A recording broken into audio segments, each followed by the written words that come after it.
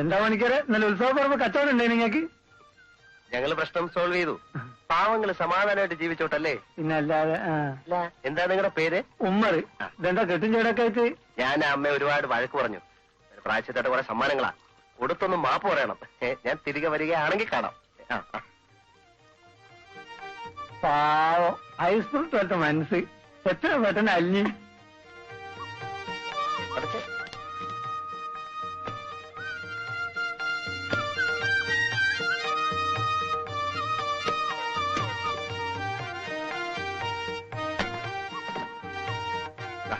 എല്ലാരും കൂടെ എടുത്തോ.